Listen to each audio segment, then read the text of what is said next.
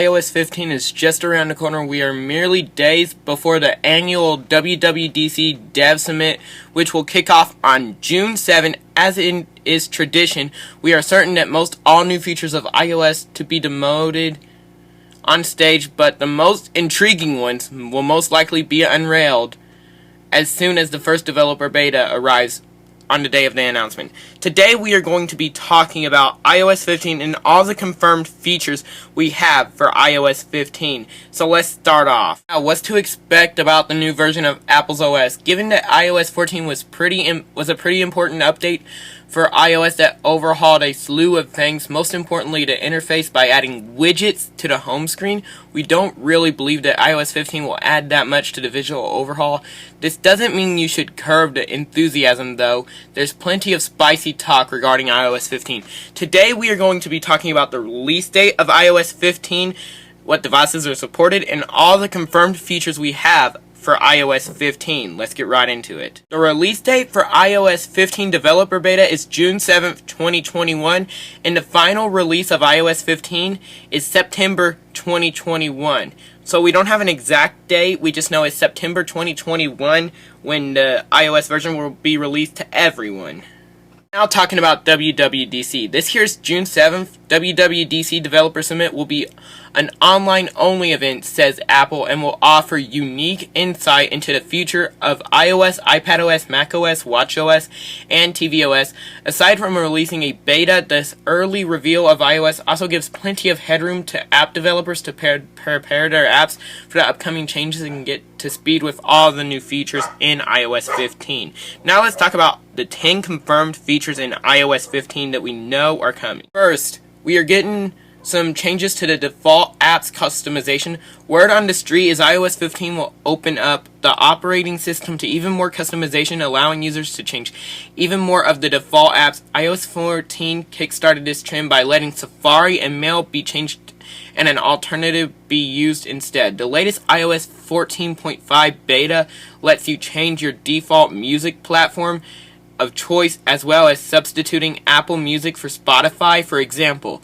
This opening of iOS will likely persist in iOS 15 as well. So, like it said, we can change our Mail app to anything. We can change the browser from Safari to Google because Google is a little better than Safari. So that's one of the features we know is coming. Next, interactive widgets. For iOS 14 introduced widgets, which are a great new addition to Apple's OS, but their current state widgets are simply not as useful on iOS as they are on Android because they aren't interactive. iOS 15 widgets are simply not as useful on iOS as they are on Android because they aren't interactive. iOS 15 is rumored to be introduced interactive widgets that the user will be able to interact with, i.e. change volume, enable specific toggles, and so on. More sizes are also reportedly coming to widgets in iOS 15. Currently we have small, medium, and large, but a bunch of new in-between sizes could arrive. This will make the widget support on iOS 15 much more useful and more customizable.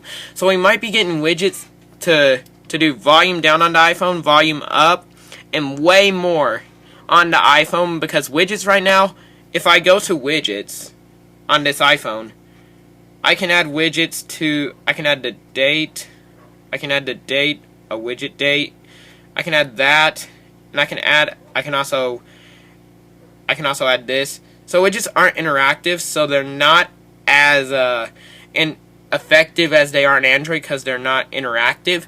So interactive widgets is something else you can look forward to in iOS 15. Next, redesigned settings.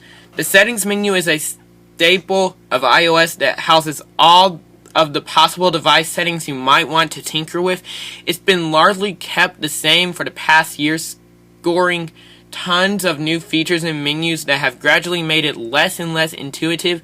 A redesign could help Apple solve the problem and make things a little more intuitive once again. So we could get a redesigned settings application. So the settings right now looks like this. So it has your Apple ID, and then it has Wi-Fi, and then General Control Center does and then accessibility is down here instead of in general. So they have changed the way the settings look, and it's been the same. So they're gonna have a redesigned settings to make it more intuitive again. Okay, so this next one is gonna make a lot of you people happy, because we have been asking Apple for this for a long time, and we thought this was coming in iOS 14. So that kind of tells you how much we have been waiting for this, and that this is a big deal. iOS 15 always on display and redesigned lock screen. One of the big things about the iPhone 13 is that it would score a always on display similar to the one found on the Apple Watch, which can scale down and refresh rate all the way down to 1 Hz and waste just minuscule amount of battery. The always on display will certainly be hardware dependent and won't arrive on old iPhones, but iOS will also have the change to accommodate the new feature. Is the lock screen will be updated so as the display notifications is more friendly manner to suit the always on display. So we are getting always on display in iOS 15, and we have been asking for this for a long time. So Apple is finally listening to us, and this is going to stop jailbreaking too, because if you didn't know, on a jailbreak you can get always on display in any iPhone. So Apple is doing everything in their power to bring the features that we jailbreak for on the iPhone without a jailbreak, so that people won't jailbreak anymore. Now, iOS 15 supported devices. iOS updates tend to drop support for older iPhones. This wasn't the case for iOS 14, which is supported for the same devices on which iOS 13 was available, but this won't be reiterated for Apple's next version. The iOS 15 update will be dropped for the last iPhones with a headphone jack, the iPhone 6s and 6s Plus, as of the original iPhone SE, as only with the A10 or newer chipsets will still remain supported. So A10 chipsets and above are going to be supported with iOS 15. So let's go through the devices that will be supported with iOS 15. Let's begin with the obvious. The iPhone 12 Pro Max, the iPhone 12 Pro, the iPhone 12 Mini, and the iPhone 12 will all be supported with iOS 15. The iPhone 11, the iPhone 11 Pro, the iPhone 11 Pro Max will also be supported with iOS 15.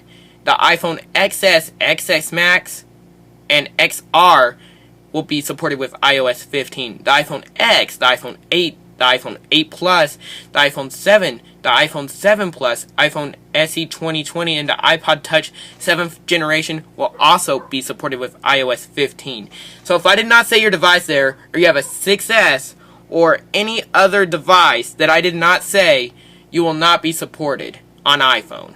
Let's talk about the iOS 15 privacy. The latest iOS 14.5 beta bumped up the privacy for iOS even further by automatically redirecting safe browsing data through Apple's own servers and acting as a proxy of sorts, protecting you from the prying eyes of the advertising monstrosities prying on for your data, looking at you, Google. Supposedly, we expect similar privacy features to be a part of iOS 15 as well, but seeing how close WWDC is, that information will most likely come directly from Apple and not the rumor mill.